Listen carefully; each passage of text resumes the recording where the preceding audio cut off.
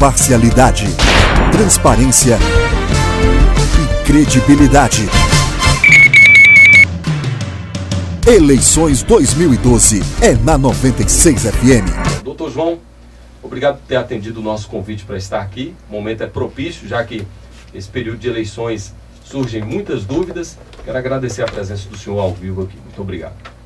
Bom dia, Rony. Bom dia a todos os ouvintes da 96 FM. E aproveitando aqui a oportunidade que foi concedida para a Justiça Eleitoral, né, prestar algumas informações a toda a população de um modo geral, cumprimentar também aos servidores do cartório eleitoral de Guanambi, que fazem no dia a dia um trabalho excepcional, invisível, mas que tem resultado numa eficiência muito grande, né, para que todo o trabalho interno, que na verdade vai se refletir na eficiência externa no dia das eleições, né, todo esse trabalho possa ser coroado de êxito no dia 7 de outubro, para que todos os eleitores possam exercer o seu direito de voto livre, consciente e que tenha também um resultado rápido, né, com a proclamação dos eleitos no mesmo dia.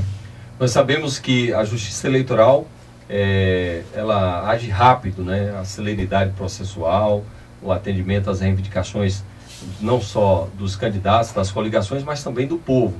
E é por isso que eu gostaria de fazer essa primeira pergunta ao senhor hoje, já que o doutor João Batista foi testemunha aqui agora da ligação de um ouvinte, de uma pessoa que acabou de nos ligar aqui, falando da questão das placas, doutor.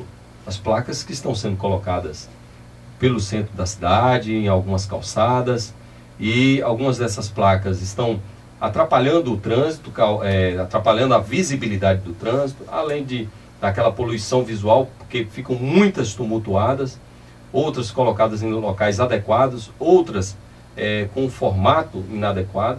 E o doutor João foi testemunha aqui de uma pessoa que ligou agora. Então nós não estamos tocando nesse assunto das placas por nenhum tipo de preconceito político com nenhum candidato ou nenhuma coligação. O que fazer, doutor, para coibir essa questão, esse abuso com relação à propaganda eleitoral? A propaganda eleitoral é uma modalidade de propaganda autorizada por lei, né? Nós ingressamos no período eleitoral a partir do dia 6 de julho do ano das eleições e com a previsão legal, né, de propaganda eleitoral das mais variadas espécies, desde a propaganda no rádio, TV, impressos, gráficos, enfim, a propaganda legalmente autorizada. É claro que nós temos alguns princípios que regem a propaganda eleitoral. O princípio da liberdade da propaganda, não pode haver censura à propaganda, o princípio da legalidade, né, da transparência. Agora, a propaganda é toda disciplinada, ela é toda regulamentada por lei, a chamada Lei das Eleições, que é a Lei 9.504, e também por resoluções do TSE, que tem o poder regulamentar da lei e que disciplina toda essa matéria. Então, toda a propaganda eleitoral é disciplinada por lei. Pode ocorrer alguns excessos. Então, esses excessos ficam sujeitos a punições. Nós temos, dentro do espectro do processo eleitoral, diversas figuras que podem fiscalizar, não é, o cumprimento ou não da lei. Nós temos os próprios partidos políticos, nós temos o Ministério Público Eleitoral e, por fim, a Justiça Eleitoral com seu poder de polícia. A Justiça Eleitoral tem o poder jurisdicional, que é o poder de julgar os processos eleitorais, tem o poder administrativo, que é o poder de organizar as eleições e tem um orçamento próprio, com todo o aparato logístico para preparar todas as eleições, e também o poder de polícia para tomar providências nos casos em que há abusos. Toda e qualquer reclamação eleitoral e propaganda eleitoral, e representação e reclamação contra a propaganda eleitoral irregular, que foi apresentada perante o cartório eleitoral, imediatamente, logo após o recebimento, é expedida a notificação para que o partido ou candidato retire a propaganda, não é, ou adeque a propaganda. Nós não tivemos nenhum atraso ainda na adoção dessas medidas.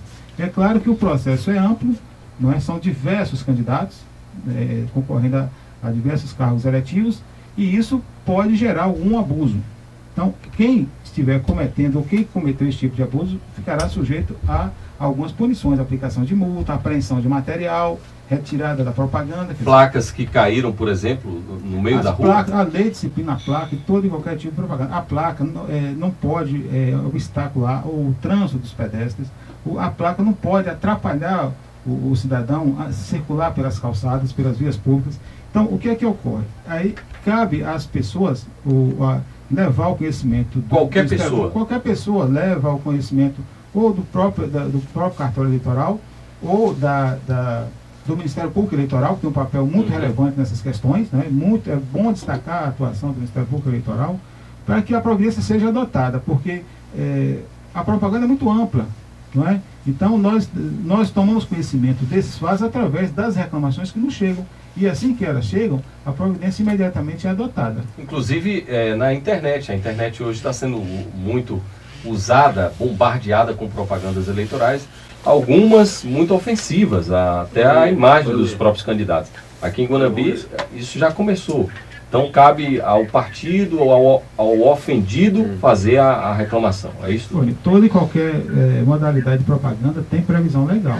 A propaganda eleitoral no Brasil, diferentemente de outros países, ela é toda disciplinada por lei, inclusive a propaganda na internet. Não é? Então, houve muita discussão se seria o campo para regulamentar ou não, isso no passado. É porque seria um mundo virtual, que teria atuação a nível assim, extraterritorial entre os países, porque a internet é mundial, mas a Justiça Eleitoral, a lei eleitoral disciplina isso, e a Justiça Eleitoral também. Então, nós temos previsão legal de como a propaganda pode ser difundida na internet. A lei diz como é que ela pode ser praticada. Quem comete abuso, quem comete o excesso, né, acreditando que isso não terá punição, nós temos as maiores punições, inclusive, aqui na resolução 23.370, para essa modalidade de propaganda. Que a multa varia por cada ato de 5 a 30 mil reais. Então, qual é o problema? É até identificar o responsável pela ilegalidade. Mas, em alguns casos, o site é responsabilidade. Por exemplo, temos juízes eleitorais que determinaram o prazo para que o Google e o YouTube... Sim, mas o site apenas recepciona. E o site recepciona para retirar, mas o responsável, porque a propaganda, é verdade, a propaganda anônima. Claro. Não é? Seria muito fácil alguém simplesmente lançar na internet uma campanha denegrindo a imagem do candidato, ou valorizando extraordinariamente as belezas, as ideias, as qualidades de um candidato, em detrimento de outro. Então, isso a lei não permite. Né? Agora, a dificuldade de identificação é até que seja identificada a pessoa responsável por aquela propaganda ilegal. Bom, agora vamos a um jogo rápido aqui de perguntas e respostas, que eu tenho certeza que muitas pessoas já sabem aí, né? Todo mundo já há um bom tempo que vem votando aí, mas existem aqueles desavisados, né? Com relação à idade mínima para se votar, a idade máxima, doutor. Bem, o voto no Brasil é facultativo para os eleitores dos 16 aos 18 anos. Facultativo quer dizer... ele pode votar ou não sem punição, sem sanção. Né? A partir dos 18 anos, o voto é obrigatório. Até os 70 anos. Até os 70 anos. A pessoa que tem entre 16 e 18 anos, que não votar ou não quiser votar nesse pleito eleitoral, ele tem que justificar o voto, doutor? Ele não tem necessidade nenhuma, porque ele não sofre punição.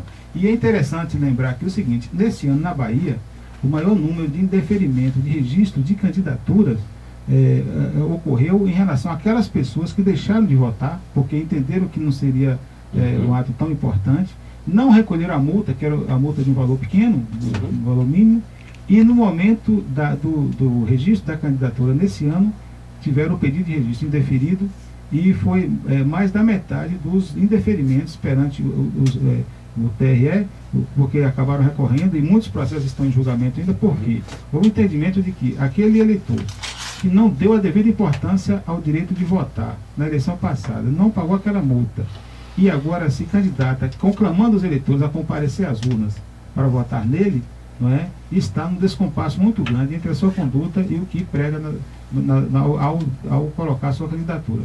Então, assim, a questão, o valor aí não é econômico, o valor econômico é relativo, isso não tem tanto significado. A questão é a obrigatoriedade do voto.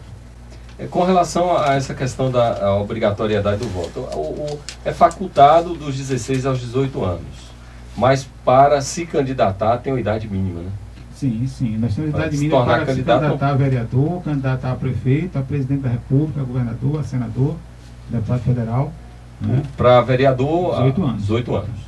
A utilização da máquina pública em prol dos candidatos e realização de obras, tipo inauguração em vésperas de eleições, isso pode?